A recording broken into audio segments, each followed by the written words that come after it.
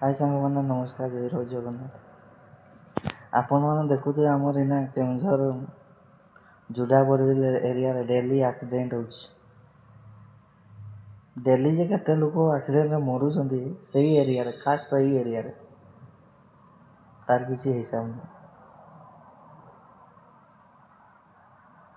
ମାନେ କିଏ କ'ଣ ପାଇଁ ଆକ୍ସିଡେଣ୍ଟ ହେଉଛି ଏତେ କିଛି ବୁଝି ହେଉନାହିଁ ଆଜ୍ଞା। ନା ଡ୍ରାଇଭର ମାନେ ମଦ ପିଇକି ଗାଡ଼ି ଚଲାଉଛନ୍ତି, ନା ଡ୍ରାଇଭିଂ ସେମାନେ ଶିଖିନାହାନ୍ତି ଡ୍ରାଇଭିଂ କରୁଛନ୍ତି। ରିସେଣ୍ଟଲି ଦେଖିଥିବେ ମାନେ ଆମର ଫାୟାର ବ୍ରିଗେଡକୁ ବି ଉଡ଼େଇ ଦେଉଛନ୍ତି। ମାନେ ଆଶ୍ଚର୍ଯ୍ୟ।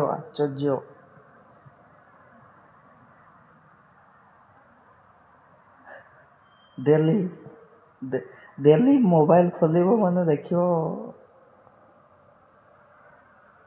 ଗୋଟେ ନା ଗୋଟେ ନିହାତି ନ୍ୟୁଜ୍ ଆସିଥିବ କି ସେ ଏରିଆରେ ଗୋଟେ ଆକ୍ସିଡେଣ୍ଟ ହେଇଛି।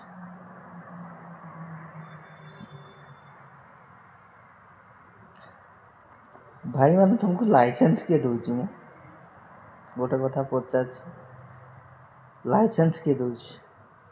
ଗାଡ଼ି ଚଲେଇ ଶିଖିଛ ତ? ମୁଁ ସବୁ ଭାଇମାନଙ୍କୁ କହୁନି, ଯେଉଁ ଭାଇମାନଙ୍କ ଭୁଲ କରୁଛନ୍ତି ସେଇ ଭାଇମାନଙ୍କୁ ମୁଁ କହୁଛି। ସମସ୍ତ ଡ୍ରାଇଭର ଭାଇମାନେ ଦୟା କରିକି ଦେହକୁ ନେବେନି। ନା ମଦ ପିଇକି ଗାଡ଼ି ଚଲାଉଛି। ମାନେ ଗୋଟେ ମଣିଷର ଜୀବନର ମୂଲ୍ୟ ତୁମେ ବୁଝିଛ ନା କେବେ? ମାନେ ଯେଉଁ ଲୋକଟା ମରିଯାଉଛି ତା ଘର ପରିସ୍ଥିତି କ'ଣ ହେଉଥିବ ତୁମେ ଥରେ ଚିନ୍ତା କରୁଛ? ମାନେ ଯେଉଁ ଆକାରରେ ତୁମେ ଗାଡ଼ି ଚଲାଉଛ, ବେପାରୁଆ ଗାଡ଼ି ଚଲାଉଛ, ମାନେ ଯୁଆଡ଼େ ପାରୁଛ ସିଆଡ଼େ। ସ୍ପିଡ଼ ତ ତୁମର କମ୍ ନୁହଁ।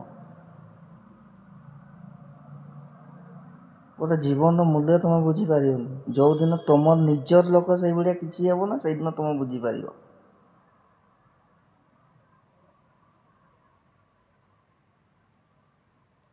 ତୁମକୁ ଟିକେ ଖରାପ ବି ଲାଗୁନାହିଁ? ମାନେ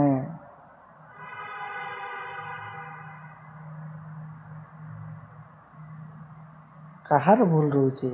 ଡ୍ରାଇଭରମାନଙ୍କ ଭୁଲ ରହୁଛି ନା କାହାର ଭୁଲ ରହୁଛି?